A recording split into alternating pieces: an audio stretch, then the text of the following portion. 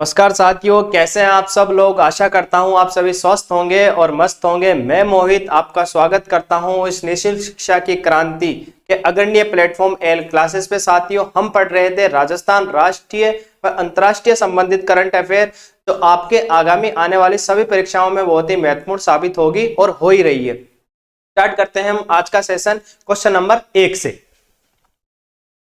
Question number 1 कहता है साथियों, बीकानेर हनुमानगढ़ में किस खनिज के विपुल भंडार के संकेत मिले। हमारे सामने 4 ऑप्शन है साथियों, पोटाश, यूरेनियम, अभ्रक, बेरिलियम। तो साथियों, हाल ही में बीकानेर के हनुमानगढ़ में विपुल भंडार मिले हैं, संकेत मिले हैं किसके, पोटाश, यूरेनियम, अभ्रक और बेरिलियम के। तो साथियों, कौन क्या मिला है वहां पे, अभी कौन सा खनिज मिला है, पोटाश। पोटाश की राजस्थान में बहुत कमी थी। हाल ही में साथियों बीकानेर के अंदर और हनुमानगढ़ के अंदर, कहां पे, बीकानेर और हनुमानगढ़ में, बीकानेर और हनुमानगढ़ के अंदर ये पोटाश खनिज मिला है। लगभग 700 से 1000 मीटर की उपस्थिति में मिल गया साथियों। 1000 के जो मीटर होता है उससे अंदर की स्थिति में मिलता है, लेकिन राजस्थान में सौभाग्यशाली जो 700 से 1000 मीटर के अंदर ही ये पोटाश जो मिला है। इसके साथ में हम देखेंगे यूरेनियम। साथियों, यूरेनियम कहाँ पाया गया साथियों, हाल ही में रोयल गांव सिक्कर। कहां पे, रोयल गांव सिक्कर के अंदर, रोयल गांव सिक्कर के अंदर क्या पाया गया, यूरेनियम। अभ्रक कहाँ पाया जाता साथियों, भीलवाड़ा में। कहां पे, भीलवाड़ा में पाया जाता है।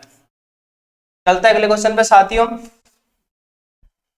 भारतीय सेना ने सुरक्षा मंथन 2022 का आयोजन किया गया साथियों। हाल ही में 2022 में सुरक्षा मंथन का आयोजन किया भारतीय सेना ने। साथियों, हमारे सामने 4 ऑप्शन है, जोधपुर, बीकानेर, जैसलमेर, बाड़मेर। तो साथियों, हाल ही में राजस्थान के जोधपुर जिले में सूर्य नगरी के अंदर भारतीय सेना ने सुरक्षा मंथन 2022 किया है। साथियों, मैं आपको बताऊं, अधिकतर जो युद्धाभ्यास है वह जोधपुर, बाड़मेर या जैसलमेर में होते हैं। वहां पे रेगिस्तान है और वहां पे युद्धाभ्यास होने के ज्यादा चांस होते हैं। तो जोधपुर के अंदर हाल ही में भारतीय सेना ने सुरक्षा मंथन 2022 का आयोजन किया है साथियों। भारत और फ्रांस के बीच में युद्धाभ्यास कहाँ आयोजित हुआ है। 4 ऑप्शन है, जोधपुर, कोटा, उदयपुर, जयपुर। साथियों, ये भी जोधपुर में हुआ है। मैंने आपको कहा था कि उधर ज्यादा चांस होने के है, इसलिए जोधपुर के अंदर यह अभी युद्धाभ्यास हुआ है भारत और फ्रांस के मध्य। हाल ही में साथियों गरुड़ सेवन भी हुआ था। क्या हुआ था, गरुड़ सेवन। ये भी कहां हुआ था साथियों, ये भी जोधपुर में हुआ था। इसमें लिखा नहीं है, डेजर्ट नाइट युद्धाभ्यास ही, डेजर्ट नाइट 21, डेजर्ट नाइट 21 युद्धाभ्यास क्या हुआ साथियों, ये भी कहां पे हुआ, जोधपुर के अंदर। कौन सी सेना के, कौन से 2 देशों के मध्य हुआ, भारत और फ्रांस के मध्य हुआ डेजर्ट नाइट 21। और गरुड़ सेवन हाल ही में पहले हुआ था। गरुड़ सेवन तो साथियों भारतीय थल सेना के मध्य हुआ था, भारत और फ्रांस की थल सेना के मध्य। लेकिन डेजर्ट नाइट जो 21 है वह वायुसेना के मध्य हुआ, भारतीय वायुसेना और फ्रांस की वायुसेना के मध्य हुआ साथियों।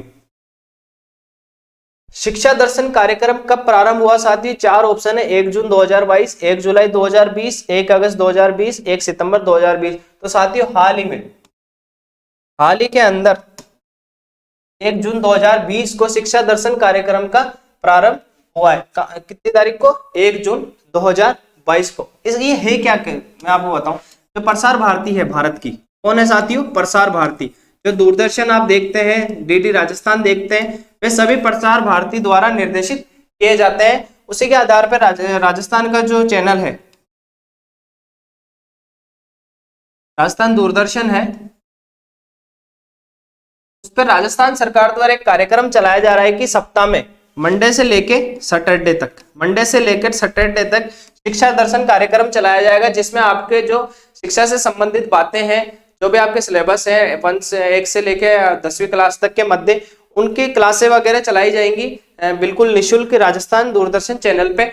उससे हुआ क्या साथियों, कोरोना के अंदर जो लॉस हुआ, लर्निंग जो लॉस हुआ कोरोना के अंदर स्टूडेंटों को, उसी को पूर्ण करने के लिए मंडे टू सैटरडे जो बच्चे स्कूल नहीं जा पा रहे हैं किसी कारणवश से, वो घर पे रहकर भी इन चैनल के माध्यम से अपनी तैयारी रख सकते हैं। लगभग 97 घंटे, कितने, लगभग 97 घंटे की क्लास होगी। लगभग ये 97 घंटे की राजस्थान दूरदर्शन पे मंडे टू सैटरडे 1 जून 2022 को शिक्षा दर्शन कार्यक्रम के तहत किसके द्वारा चलाई गई? राजस्थान सरकार द्वारा। कौन हैंडल करता है इसे? प्रसार भारती, और राजस्थान में राजस्थान दूरदर्शन पे ये दिखाया जाएगा। राजस्थान की किस पैरा खिलाड़ी को para sports person of the year award से सम्मानित किया गया? 4 ऑप्शन है साथियों हमारे सामने। अवनी लेखरा, सुंदर गुर्जर, भावना शर्मा, रितेश सिंह। तो साथियों हाल ही में अवनी लेखरा जी को, इन्हें अवनी लेखरा जी को कोई हाल ही में बनाया पैरा खिलाड़ी के sports person of the year award से चुना गया। पैरा स्पोर्ट्स क्या होता है साथियों? पैरा स्पोर्ट जो डिसेबल बॉडी होती है जिनकी, वो इनके लिए अलग से खेल होते हैं ओलंपिक में भी, जैसे पैरा ओलंपिक होते हैं, एक सामान्य ओलंपिक होते हैं, पैरा और सामान्य ओलंपिक। तो पैरा ओलंपिक के अंदर जो डिसेबल बॉडी होती है जिनकी, उनको इसमें भाग लेने का मौका मिलता है। तो हाल ही में para Olympic para sports person of the year award किससे सम्मानित किया गया? अवनी लेखरा जी को। अवनी लेखरा जी ब्रांड एम्बेसडर भी साथियों बेटी बचाओ बेटी पढ़ाओ राजस्थान की। किसकी? बेटी बचाओ बेटी पढ़ाओ, बेटी बचाओ बेटी पढ़ाओ की ब्रांड एम्बेसडर भी है। साथियों पहली राजस्थान की महिला है जिन्होंने टोक्यो पैरालंपिक 2022 के अंदर 2 पदक जीते थे, एक तो गोल्ड और एक कांस्य, एक गोल्ड और एक कांस्य पदक जीता था। प्रथम महिला है राजस्थान की जिन्होंने एक ही ओलंपिक के अंदर 2 पदक जीते। और साथियों इन्हें 2021 में, कब? 2021 में मेजर ध्यानचंद अवार्ड, तो खेल का सबसे बड़ा पुरस्कार है मेजर ध्यानचंद अवार्ड दिया गया। तो 2022 में, 2021 में दिया मेजर ध्यानचंद, और 2022 के अंदर इन्हें अर्जुन अवार्ड से सम्मानित किया गया। अर्जुन अवार्ड से, अर्जुन अवार्ड में साथियों अवनी लेखरा के साथ में ओम प्रकाश निठारवाल जी हैं, उन्हें भी सम्मानित किया गया। किन्हें? ओम प्रकाश निठारवाल।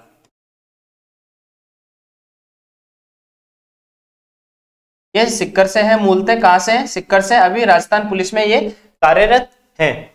किन्हें दिया गया para sports person of the year? Avani Lekhara ji को।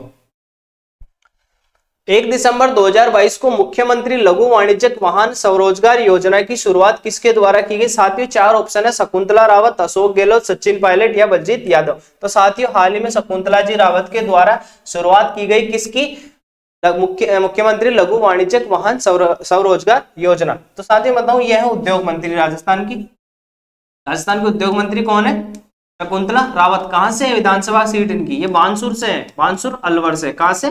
बानसूर अलवर से। और अलवर के अंदर ये आयोजन हुआ था वाणिज्यिक वाहन स्वरोजगार योजना का, जिसके अंदर क्या है साथियों, जिनकी उम्र 18 से 45 वर्ष, मतलब जो युवा है 18 से 45 वर्ष के अंदर, वो अगर कोई वाहन खरीदना चाहते हैं, कौन सा वाहन? वाहन भी कौन सा? कमर्शियल, जो इंडस्ट्री में लगाए जाए कमर्शियल वाहन जो होते हैं, कमर्शियल व्हीकल, 15 लाख रुपए तक का। कितना? 15 लाख से अधिक नहीं, 15 लाख तक का, चाहे 14,99,000 का भी आए, उसके लिए ये योजना लागू होगी। 15 लाख रुपए तक का अगर आप कोई वाहन लेते हैं, तो शुरू के जो 3300 व्यक्ति हैं, मतलब पहले आओ पहले पाओ जो योजना है, पहले आओ पहले पाओ, तो जो 3300 लोग रजिस्ट्रेशन कराएंगे उन्हें 15 लाख रुपए तक का जो वाहन खरीदेंगे, उसमें या तो 10%, कितना? या तो 10% या 60,000। ध्यान देने वाली बात है, देखो, या तो 10% या 60,000, इनमें से जो भी समझौते के अंतर्गत होगी राजस्थान सरकार और जो गाड़ियों का जो कंपनी होगी जो इन्हें हस्तांतरित करेगी, उनके मध्य एक समझौता हो गया कि या तो 10% कम किया जाएगा 15 लाख से कम तक की गाड़ी में, या 60,000 रुपए तक का नगद कैश कम किया जाएगा। लेकिन किन्हें किया जाएगा? जो 3300 व्यक्ति पहले रजिस्ट्रेशन करा देंगे, पहले आओ पहले पाओ के अंतर्गत, उन्हें ये दिया जाएगा। आईएम शक्ति उड़ान योजना के तहत राज्य की पहली सैनिटरी पैड यूनिट कहां शुरू की गई है? वीरवाड़, सिरोही, नरसाना, जालोर, रायसिंह नगर, श्रीगंगानगर, सीमलवाड़ा, डूंगरपुर। तो साथियों हाल ही में वीरवाड़ सिरोही के अंदर सैनिटरी पैड यूनिट लगाई गई है आईएम शक्ति उड़ान योजना के तहत। तो आईएम शक्ति उड़ान योजना कब स्टार्ट हुई थी साथियों? 18 दिसंबर 2021 को। कब हुई थी? 18 दिसंबर 2021 को इसकी प्रारंभ हुआ था। लगभग राजस्थान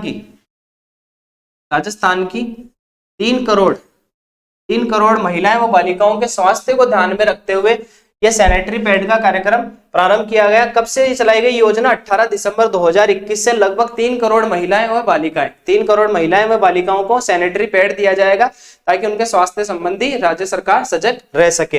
इसके बाद नरसाना जालोर देख रहे होंगे साथियों। अब नरसाना जालोर पहली ग्राम पंचायत है। ये क्या है? पहली ग्राम पंचायत है जिसने चिरंजीवी बीमा योजना है, चिरंजीवी बीमा योजना है। इसके तहत ये पूरा गांव पंजीकृत हो चुका है। लगभग 100% पंजीकृत हो चुके हैं। एक भी घर यहाँ पे वंचित नहीं रहा है। लगभग 6000 की जनसंख्या इस गांव की, कितनी? 6000 की जनसंख्या जो सभी पंजीकृत हो चुकी है इस बीमा योजना के तहत। कौन सी ग्राम पंचायत है साथियों? नरसाना जालोर। और आपको चिरंजीवी बीमा योजना के बारे में पता होगा साथियों, कब प्रारंभ हुई थी? ये 2022 में 1 मई को, 1 मई 2021 को साथियों, 22 को नहीं 21 को। लगभग 10 लाख रुपए तक का आप इलाज करा सकते हैं कैशलेस। कितना? 10 लाख रुपए तक। जो भी राज्य सरकार से पंजीकृत अस्पताल होंगे उसमें आप 10 लाख रुपए तक का इलाज फ्री करा सकते हैं। कब प्रारंभ हुई? 1 मई 2021 को। चिरंजीवी बीमा योजना के तहत 100% पंजीकृत गांव कौन सा है? नरसाना जालोर। IM शक्ति उड़ान योजना के तहत राज्य की पहली सैनिटरी पैड यूनिट कहां खोली गई साथियों? वीरवाड़ सिरोही के अंदर। भारतीय भाषा दिवस कब मनाया जाता है साथियों? 4 ऑप्शन है, 11 दिसंबर, 11 नवंबर, 14 नवंबर या 17 नवंबर। तो साथियों हाल ही में 11 दिसंबर को भारतीय भाषा दिवस मनाया गया। क्यों मनाया जाता है साथियों? हमारी जो भारतीय भाषा है इसको सहेजने के लिए भारतीय भाषा दिवस, भारतीय भाषा दिवस, ताकि अधिक से अधिक इसको लोग बोल सके, एक अनुकूल वातावरण तैयार किया जा सके भारतीय भाषाओं के लिए। इसी के लिए 11 दिसंबर को ये मनाया जाता है। अब मनाया क्यों जाता है साथियों मैं आपको बताऊं। एक कवि थे सुब्रमण्यम भारती। इनका जन्म हुआ था 11 दिसंबर 1882 को तमिलनाडु के एक गांव के अंदर। 11 दिसंबर 1882 को तमिलनाडु गांव में 1882 में इनका जन्म हुआ था। तमिल कवि थे ये। कौन थे? तमिल कवि। इनकी 2 किताब भी हैं, स्वतंत्र मित्र और भारत। स्वतंत्र मित्र और भारत इनकी 2 किताबें भी हैं। इनका जन्म 11 दिसंबर 1882 को आता है। ये एक स्वतंत्रता सेनानी क्या थे साथियों? स्वतंत्रता सेनानी और समाज सुधारक थे। तमिल के समाज सुधारक थे। इन्हीं की जयंती के अवसर पर 11 दिसंबर को भारतीय भाषा दिवस मनाया जाता है। फेडरल रिजर्व बैंक का पहला उपाध्यक्ष किस भारतवंशी को बनाया गया? किसे बनाया गया साथियों? 4 ऑप्शन है, सुष्मिता शुक्ला, मेघना अहलावत, हाजी खान, सुंदर रमन, राममूर्ति। तो साथियों हाल ही में सुष्मिता शुक्ला को बनाया गया। किसका? Federal reserve bank. Federal reserve bank है क्या साथियों मैं आपको बताऊं। जैसे RBI है, रिजर्व बैंक ऑफ इंडिया जैसे भारत में है, उसी प्रकार अमेरिका की जो बैंक है फेडरल रिजर्व बैंक, ये USA की है। कहां की साथी? USA की। उन्हीं का इनको उपाध्यक्ष बनाया गया। किसे? सुष्मिता शुक्ला को, जो कि गर्व की बात है। मेघना शुक्ला विश्व बैडमिंटन की अध्यक्ष है। इसकी विश्व बैडमिंटन की अध्यक्ष है। और आपको बता दूं साजी शुक्ला नाबार्ड के उपाध्यक्ष है। किसके? नाबार्ड के। नाबार्ड की स्थापना कब हुई थी? 12 जुलाई 1982 को। 12 जुलाई 1982 को। इसका काम क्या है नाबार्ड का? ग्रामीण और कृषि क्षेत्र के अंदर लोन देने का कार्य कौन करता है साथियों? नाबार्ड। इसका हेडक्वार्टर का है नाबार्ड का? मुंबई के अंदर। ताजी खां हो गए नाबार्ड के। मेघना अहलावत विश्व बैडमिंटन की अध्यक्ष। Sushmita Shukla federal reserve bank की उपाध्यक्ष हाल ही में बनी है। किस राज्य में भारत के पहले कार्बन न्यूट्रल फार्म का उद्घाटन किया गया साथियों? 4 ऑप्शन है, केरल, महाराष्ट्र, गुजरात और उड़ीसा। तो साथियों हाल ही में केरल के अंदर कार्बन न्यूट्रल फार्म का उद्घाटन किया। जो फार्म्स होते हैं जहाँ पे खेती की जाती है, फसलें उगाई जाती हैं, कोई फल के पौधे लगाए जाते हैं, वैसी कोई फार्म है केरल के अंदर, एर्नाकुलम के अंदर। एर्नाकुलम जिला है, एर्नाकुलम के अंदर ये बने हैं। केरला की राजधानी क्या साथियों? तिरुवनंतपुरम। जितना छोटा नाम उतनी बड़ी राजधानी। केरल की राजधानी तिरुवनंतपुरम है। इनके मुख्यमंत्री कौन है? पी विजयन यहाँ के क्या है? मुख्यमंत्री है साथियों। और कहां से कार्बन न्यूट्रल फॉर्म को उद्घाटन कहाँ किया गया साथियों? केरल के अंदर। लेकिन इस साथ में हम जानेंगे 2041 तक यूपी सरकार ने, कौन सी? उत्तर प्रदेश ने 2041 तक योजना बनाई है कि जीरो न्यूट्रिशन,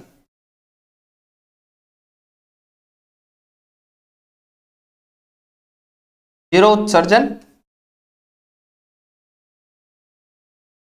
मतलब यूपी के जो पर्यटक स्थल है वाराणसी, काशी, अयोध्या वगैरह, वहां पे जीरो उत्सर्जन का कार्य कब तक किया जा रहा है? 2041 तक बिल्कुल फ्री कर दिया जाएगा, वहां पे जीरो उत्सर्जन होगा। जो कि पेट्रोल और डीजल की गाड़ियां उनको बंद करके सीएनजी की जो गाड़ियां वही चलाई जाएंगी, ताकि कम से कम प्रदूषण हो और प्रदूषण से बचा जा सके। न्यूट्रल फॉर्म कहाँ? केरल। 2041 से जीरो उत्सर्जन कहाँ पे?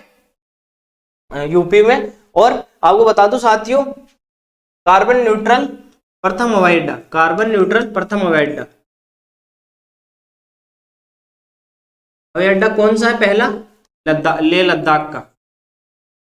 कौन सा है? लेह लद्दाख का। से पूछ सकते हैं कि कार्बन न्यूट्रल हवाई अड्डा कौन सा है? लेह का जो हवाई अड्डा है वह कार्बन न्यूट्रल का हवाई अड्डा है। आज का सेशन इतना ही था साथियों, थैंक यू।